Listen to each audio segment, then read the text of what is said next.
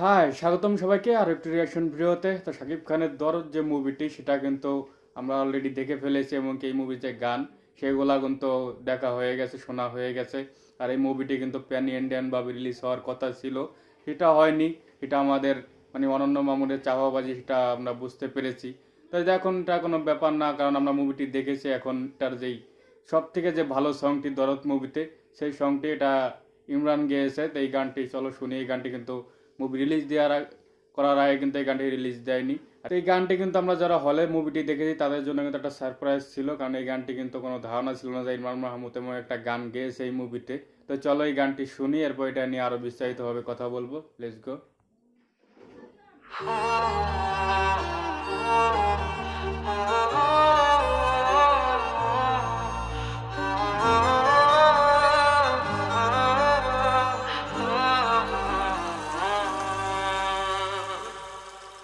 মন বলে রাখবো যে তোমায় চোখে চোখে, অশ্রু মুছে দেব সুখের পালকে। মন বলে রাখবো যে তোমায় চোখে চোখে, স্বপ্ন এঁকে দেব পলকে পলকে। এক প্রেমে এক জীবন, আর কিছুই চায় না মন। একজনই তুমি আপন, জানে হাজার লোকে।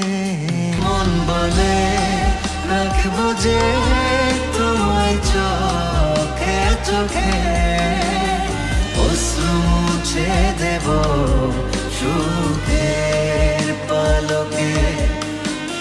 স্বপ্ন এঁকে দেব পলকে পলকে।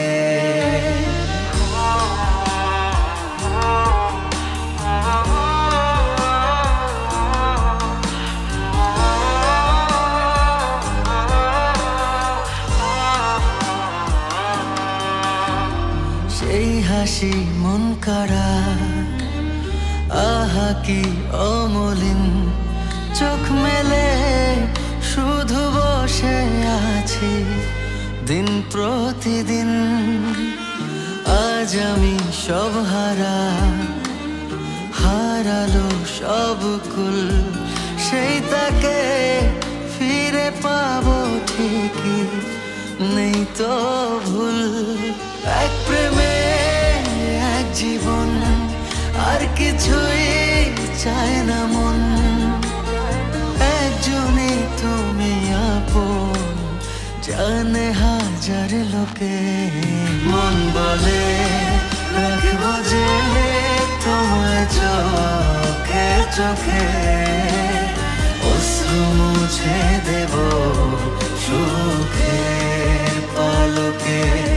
মন বলে রাখবো যে তোমায় চোখে চোখে, স্বপ্ন এঁকে দেব পলকে পলকে।